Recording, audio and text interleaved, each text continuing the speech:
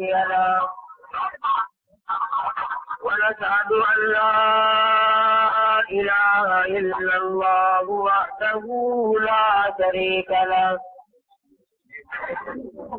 ونشهد أن سيدنا وسندنا ونبينا وشفيعنا وهادينا ومرشدنا ومولانا محمدا عبده ورسوله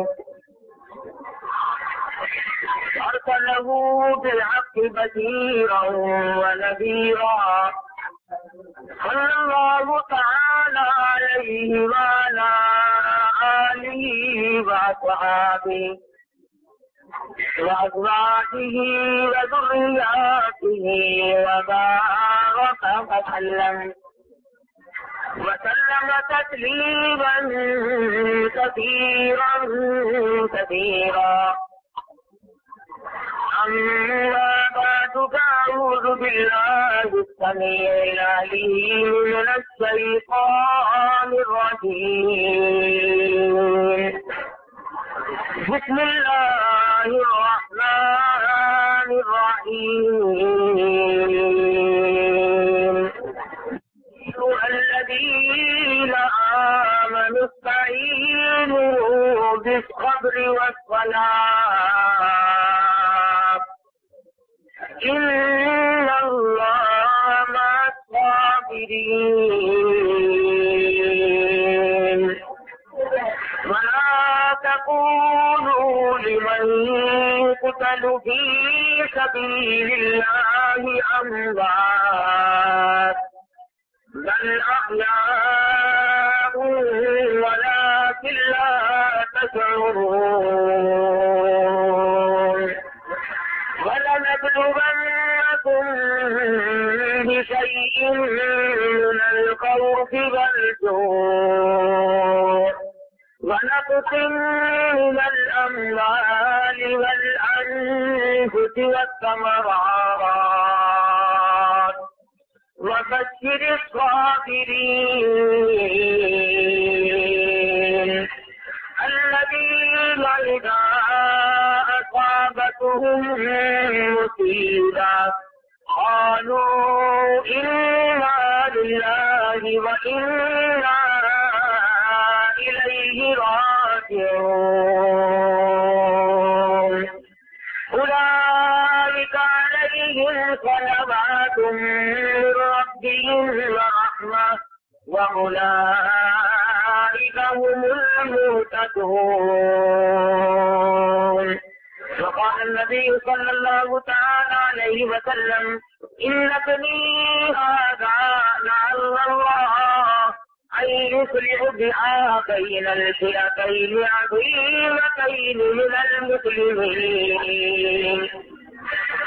قال النبي صلى الله تعالى عليه وسلم سيدا شباب أهل الجنة الحسن والحسين.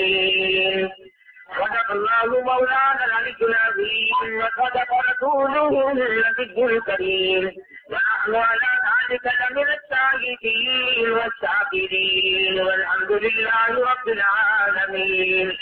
اللهم صل على محمد وعلى آل محمد كما صليت على إبراهيم وعلى آل إبراهيم إنك حميد مجيد.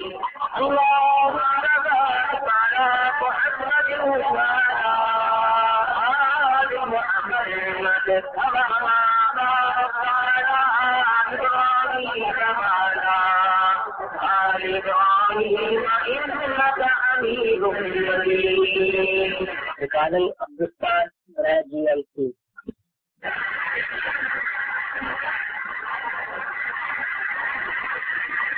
محرم الحرام کا یہ مہینہ ہے. مسلمانوں کا سن ہجری اسی ماہ مبارک سے شروع ہوتا ہے.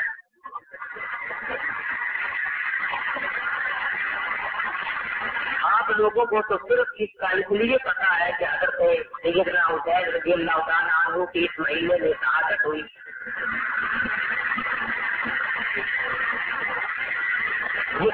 سے پہلے جو اور قومیں تھی یوم عاشورہ کو وہ لوگ بھی مناتے تھے. علماء کرام نے اس کی تفصیل لکھتے ہوئے فرمایا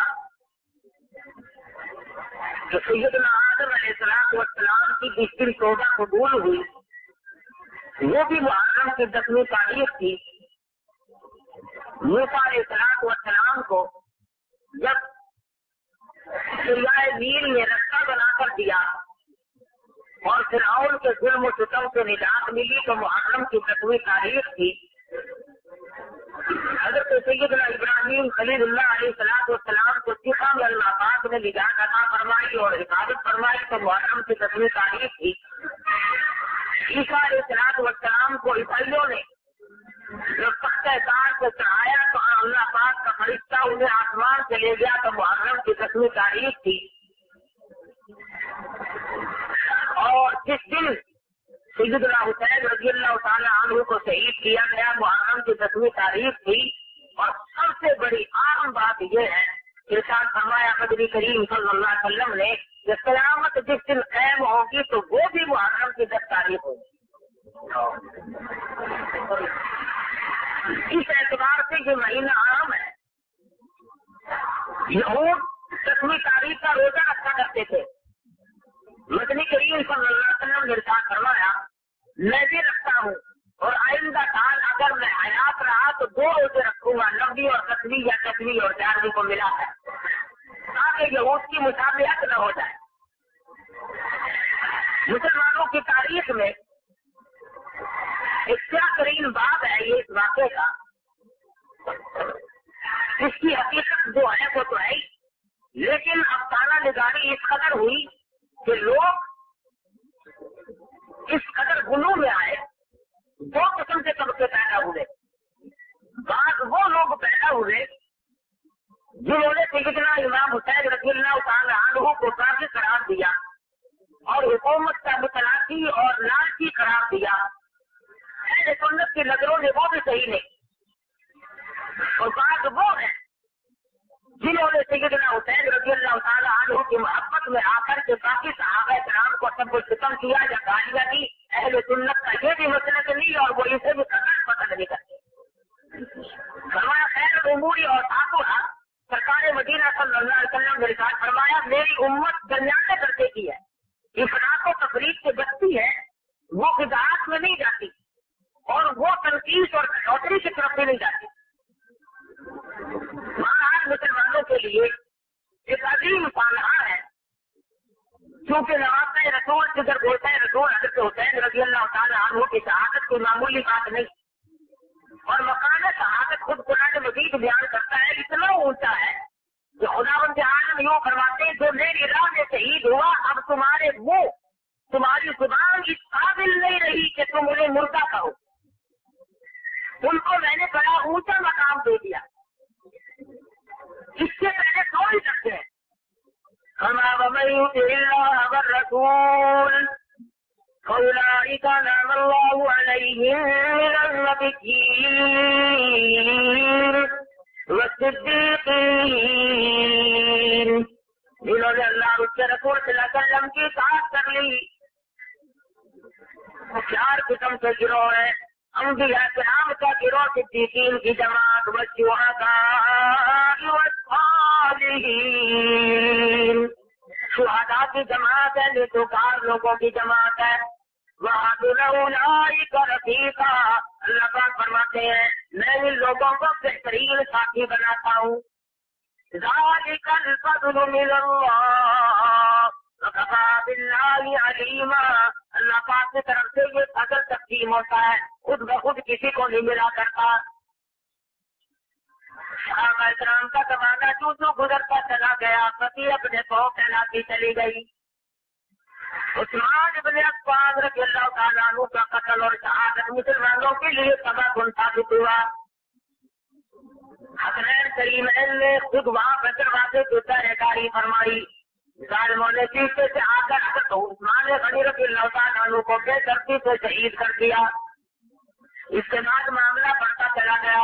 امیر المومنین خلیفۃ المسلمین سیدنا علی مرتضیٰ رضی اللہ تعالیٰ عنہ کو بھی شہید کر دیا گیا. اس کے بعد معاملہ اور بڑھتا چلا گیا. وقت کی مصلحتوں کی پیش نظر سیدنا امیر معاویہ رضی اللہ تعالیٰ عنہ نے اپنی زندگی میں خلافت کا وارث یزید کو بنا دیا. اور یزید نے مدینہ منورہ میں اطلاع بھیج دی عبداللہ ابن زبیر اور حسین ابن علی سے میرے لیے بیعت لے لو. ادھر امام انبیاء محبوب کبریا حضرت محمد مصطفیٰ صلی اللہ علیہ وسلم کے یہاں ان حضرات کا کیا مقام ہے.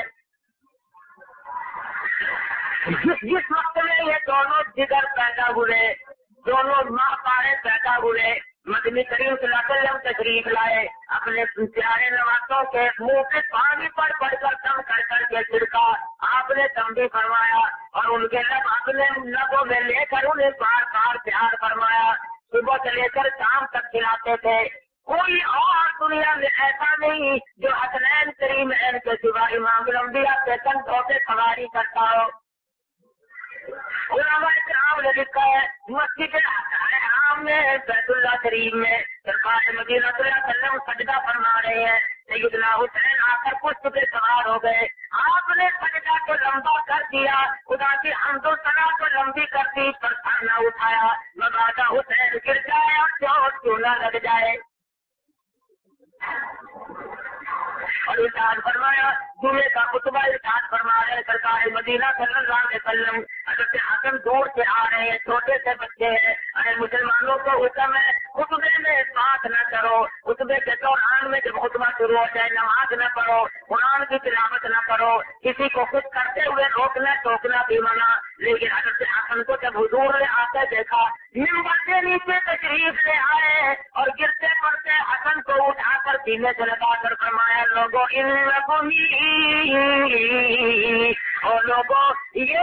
بچہ، یہ میرا بیٹا دو بڑی جماعتوں کے درمیان میں صلح کرانے کا ذریعہ بنے گا. فرمایا سیدنا شباب اہل جنت الحسن والحسین رضی اللہ تعالیٰ عنہما، فرمایا یہ دونوں بہشت میں جنت کے سردار ہوں گے. صحابہ کرام سے یہاں بھی ان کا بڑا مقام سمجھا جاتا تھا. امیر المومنین خلیفۃ المسلمین سیدنا فاروق اعظم رضی اللہ تعالیٰ عنہ کا دربار ہے. مال غنیمت تقسیم ہو رہا ہے. تمام صحابہ کرام کو بدری صحابہ موجود ہے، احد کے شریک ہونے والے صحابہ موجود ہے، سب کو 500 مل رہے ہیں. آئی حسنین کریمین کی باری، فاروق اعظم نے فرمایا ان دونوں کو 5,000 5,000 دے دو. عبداللہ بن عمر بول اٹھے امیر المومنین میں بدری ہوں، میں ہر جنگ میں شریک ہوا ہوں اور میں ہر جہاد میں شریک ہوتا ہوں، مجھے 500 اور علی کے بیٹوں کو فاطمہ کے بیٹوں کو 5,000 کیوں مل رہا ہے؟ فرمایا خبردار کوئی تیرے دل میں ان کی برابری کا کبھی جان نہ آ جائے، کبھی دماغ میں تفکر نہ دکھانا. ارے تم نے پیسوں کو تو دیکھ لیا، تو یہ کیوں نہیں دیکھتا تیرا آقا کون ہے اور ان کا آقا کون ہے؟ اور تو یہ کیوں نہیں دیکھتا تیری اماں کون ہے، ان کی اماں کون ہے؟ تو نے یہ کیوں نہیں دیکھا ان کا نانا کون ہے اور تیرا نانا کون ہے؟ ان کی نانی مائی خدیجہ، تیری نانی اور ہے.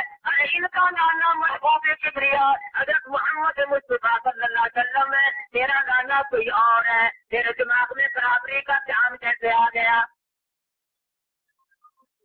یمن کے ملک سے جوڑے آ گئے. صحابہ کرام نے فاروق اعظم نے تقسیم فرما دی ہے.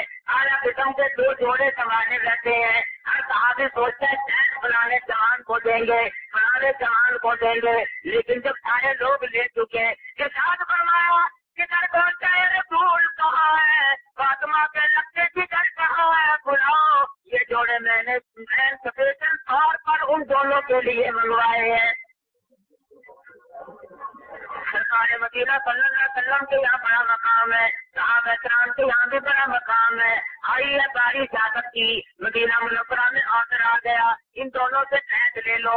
حضرت حسن رضی اللہ تعالیٰ عنہ کو تو پہلے ہی شہید کر دیا گیا. حضرت حسن کا آخری وقت ہے، بالکل آخری وقت ہے. حضرت حسین نے پوچھا بتاؤ بھائی یہ زہر دینے والا کون ہے؟ فرمانے لگے اگر بتاؤ تب بھی نقصان ہے، نہ بتاؤ تب بھی نقصان ہے. ارے بتاؤں تو اپنا گھر بدنام ہے اور اگر نہ بتاؤں تو تیری جان بھی خطرے میں ہے. خود گھر والے نے زہر دیا، بادشاہ کہنے پر تو حسن کو زہر دے دے، میں تجھے اپنی بیگم بنا لوں گا۔ ارے کیا نہ تو لالچ کا یہ تو سما کا، کبھی نہ سوچا کہ ہم کس کے ساتھ دھوکہ کر رہے ہیں اور کسی جان سے مار رہے ہیں۔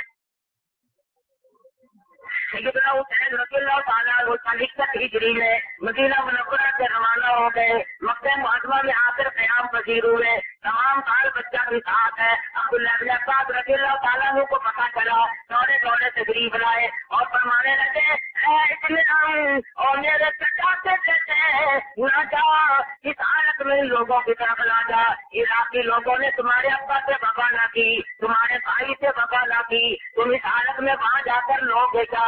فرمانے لگے مجھے انہوں نے فرمایا میرے پاس ان کے 3 خطوط موجود ہے، ارادہ پر واقعی چلے گئے۔ مکہ معظمہ میں آ کر کے بھی صحابہ کرام نے بڑا منع فرمایا، فرمانے لگے میں عزم دل جزم کر چکا ہوں، میرا ارادہ پکا ہو چکا ہے، اب اس کو توڑا نہیں جا سکتا، اور اگر یہ منظور ہے کہ 12 بچوں کے سامنے شہید کیا جاؤں تو میں انہیں بھی چھوڑ نہیں سکتا۔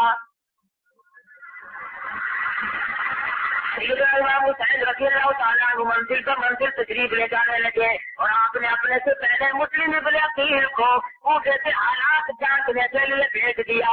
مسلم ابن عقیل نے کوفے میں جا کر اعلان کر دیا لوگوں جنہوں نے حسین کے ہاتھ سے بحث کرنی ہو میرے ہاتھ سے بحث کر لے۔ لوگ اتنے اکٹھے ہوئے کہ لوگوں نے کئی ہزاروں کی تعداد میں بحث کرنے والے شامل ہو گئے، لیکن عبید اللہ بن زیاد نے اپنے محل سے اعلان کر دیا جو ان سے ہٹ جائے گا اس کو اتنا روپیہ ملے گا، جو حسین کی بیعت توڑ دے گا ہم اس کو اتنا بڑا عہدہ دیں گے، اسے سونا چاندی دیں گے، اسے جائیداد دیں گے، روپیہ پیسہ اللہ بہت ملے گا۔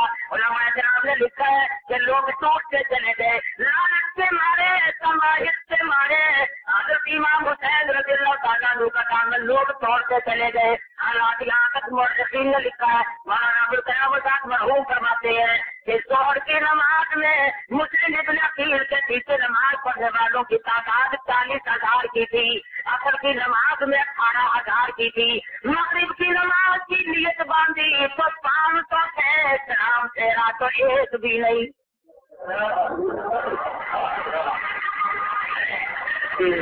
سونے چاندی کو بٹورنے والے، جائیداد کو اپنانے والے، ہر طرح سے اپنا پیٹ بھرنے والے، نواسے رسول سے طے کرنے کے بعد اپنا ہاتھ پھینک رہے۔ حالت یہ ہے کہ اب کوفے شہر میں مسلم ابن عقیل کا واقف کوئی نہیں بنتا، تمام لوگ الگ الگ پیسہ جو مل رہا ہے۔ اس سے مسلمان کا ایمان کیسے میں دکھنا شروع ہوا، آج تک دکھ رہا ہے۔ آج ہمارے ایمان کی قیمت پیسہ ہے، ہمارے قرآن کی قیمت پیسہ ہے، ہماری عزت اور آبرو کی قیمت پیسہ ہے۔ ہم پھیرا تو اکیلے ادھر زیادہ نے اعلان کرایا جو میرے حوالے مسلم ابن عقیل کو کرے گا اس کو اتنا انعام ملے گا۔ اللہ اللہ اور دیکھی نبی کے کھانے کا چمچماتا ہوا چراغ انعام اور اکرام کے لالچ میں لوگ مسلم ابن عقیل کو تلاش کر رہے ہیں، میں پکڑ کے لے جاؤں مجھے لالچ ملے گا۔ مسلم ابن عقیل پردیسی مسافر اس تنگ گلی میں پریشان کھڑے ہیں، دل اڑا مائی کی نظر پڑ گئی، کہنے لگی آپ پریشان کیوں ہیں، آپ ہیں کون؟ مسلم ابن عقیل کی آنکھوں میں آنسو آ گئے، فرمانے لگے مائی آج تو کوئی بھی نہیں، میں پردیسی مسافر ہوں، غریب اختیار ہوں، نام میرا مسلم ابن عقیل ہے، حسین کا تیرا بھائی ہوں، انہوں نے مجھے یہاں سے بھیجا تھا، لوگوں نے اتنی کثرت سے بحث کی کہ آج شام سارے بے وفا ہو گئے، میرے قتل کے کرتا ہے، اللہ غنی ایمان کی دولت ملے تو ایک عورت کو مل جائے، کہنے لگے میرے گھر کو زینت بخشو، میرے گھر کو رونق بخشو، جب تک میرے دم میں دم میں مر جاؤں گی پر آپ کو دشمن کے حوالے ہرگز نہ کروں گی۔ مسلم ابن عقیل کو اپنے گھر میں چھپا لیا، تلاش سے تلاش ہو رہی ہے، کلمہ پڑھنے والے تلاش کرتے پھرتے ہیں، نمازیں پڑھنے والے تلاش کر رہے ہیں، نبی کے خاندان کے ایک فرد کو پکڑ کے کہیں گے وقت کا بعد کا انعام دے گا. اس صورت سے دولت بٹور رہے کیا ہے کیا ہے. آخرکار چراغ لگانے والوں نے چراغ لگا دیا آندھی دن کے مکان میں، چاروں طرف سے مکان کا گھیرا ڈال لیا گیا. خاندان نبوت شجاعت بہادری کا پیکر فرمانے لگے آنی میری تلوار دے دو، میں مردانوں اور مقابلہ کر کے شہید ہونا چاہتا ہوں، اور اپنی طرح گھر میں بیٹھ کے مرنا میرے لیے اچھی موت نہیں. تلوار لے سے باہر نکلنے لگے. آنی دنوں اور باہر آئی اور آتے لوگوں سے کہنے لگی ہٹو میرے دروازے سے دور ہو جاؤ. وہ کہنے لگے مسلم ابن عقیل کو ہمارے حوالے کر دو. کہنے لگے جب تک میں میرے دم میں دم ہے، جب تک میں زندہ ہوں اس وقت تک میں مسلم ابن عقیل کو بالکل تمہارے حوالے نہیں کر سکتی. اس ظالم نے تلوار ماری، عامر بن عروہ کو شہید کر دیا. مسلم ابن عقیل باہر تشریف لائے اور مقابلہ کرتے رہے. زخموں سے نڈال ہو گئے، چور چور ہو گئے، ایک دیوار سے سہارا لگا کر کے بیٹھ گئے. ایک کمینہ آ کے پڑا اور اس نے مسلم ابن عقیل کے لبوں پہ تلوار اور اس کے بعد بھی دغا دی. میری پناہ میں آپ آ جائے میں حفاظت کروں گا. کون مسلمان جب تو دغا کرنے میں آئے تو کافروں کو بھی شرمندہ ہے. مسلم ابن عقیل کو دغا کے ساتھ بنا دی اور عبید اللہ بن زیاد سے جا کر حوالے کر دیا. انعام مارا، لالچ پورا کیا. آج کیا ہے وہی کس سے برابر کر رہے ہیں. دنیا میں ہمیشہ تاغوتی طاقتیں بھی رہیں گی، حق پرست بھی رہیں گے، وہ مار کھاتے رہیں گے، وہ کھلاتے چلے جائیں گے، وہ دولت بٹوریں گے، کوئی اپنا ایمان بچاتے چلے جائیں گے. حضرت حسین کو پتا چل گیا راستے میں کہ مسلم ابن عقیل کو نہایت بے دردی سے شہید کر کے اور باہر پھینک دیا گیا. اور آپ چاہتے تھے کہ واپس ہو جاؤں، لیکن مسلم ابن عقیل کے بھائیوں نے کہا ہم جب تک انتقام نہ لیں ہم واپس نہیں جائیں. کچھ آگے بڑھے. عرب یزید نے قطار فوج کے ساتھ آ کر کے سیدنا حسین کا محاصرہ کر لیا. نماز کا وقت آیا، حضرت حسین نے فرمایا تم الگ نماز پڑھو گے یا میری بات. لوگ کہنے لگے کہاں ہمارا مقدس فاطمہ تو سارا کا نور نظر امام ہو، ہم نماز پڑھے. تھی 1000 یزیدی فوج نے امام حسین سے پیچھے نماز پڑھی اور کہا تم سے اس وقت امام کوئی نہیں. نماز بھی پڑھتے جاتے ہیں، تلواریں بھی سنبھال رہے ہیں، چاروں طرف سے گھیر گھاڑ کر لے آئے میدان میں. ادھر بیت اللہ کے زیاد نے خبر دے دی ایسی جگہ میں وہ کرنے دینا جہاں پانی کا آرام ہو. کون کہہ رہا ہے؟ جو حسین کے نانا سے قیامت میں حوض کوثر کے پانی کا متمنی ہے وہ حسین کا پانی بنتا ہے. وہ حکمت الدارات کے قبیلے علی مرتضیٰ کی اولاد اور سرکار مدینہ صلی اللہ علیہ وسلم کی آل کا پانی بنتا ہے. مورخین نے مولانا ابوالکلام آزاد مرحوم نے بھی اور اوروں نے بھی تفصیل سے لکھا ہے کہ سیدنا حسین نے 4-5 خطبے ارشاد فرمائے. عمر بن سعد سامنے کئی ہزار فوج لے کر اور آ گئے. سب کے سامنے کھڑے ہو کر ارشاد فرمایا لوگوں یہ بتاؤ ساری زندگی میں ساری عمر میں کبھی تم نے مجھے جھوٹ بولتے تو نہیں دیکھا. ساروں نے اقرار کر لیا اور لوگوں تو نے مجھے کبھی نماز ترک کرتے تو نہیں دیکھا. سب نے اقرار کیا اور تم نے کبھی مجھے کسی خیر کا مال کھاتے تو نہیں دیکھا. سب نے اقرار کیا. فرمایا تم نے کبھی سنا بھی نہ ہوگا کہ میں نے زنا کیا. سب نے اقرار کیا. اور لوگوں تم اس بات کو اچھی طرح سے جانتے ہو آسمان کے نیچے زمین کے اوپر میرے سوا کوئی نبی کا براہ راست نواسا موجود نہیں. تمہیں اچھی طرح سے معلوم ہے ہم نے کھایا کبھی نہیں.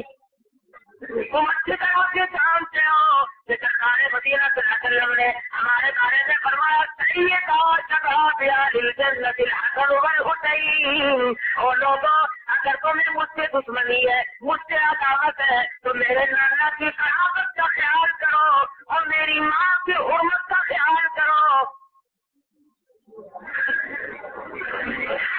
تم مجھ سے تعارف کیوں کرنا چاہتے ہو؟ یہی بات بنتی کوئی بات بھی ماننے کے لیے تیار نہیں. فرمایا اے صحیح لاؤ اور تھیلے خط نکال کر ڈھیر لگا دیا. تم سب نے ہمیں خطوط لکھ کر کے بلوایا تمہارے ساتھ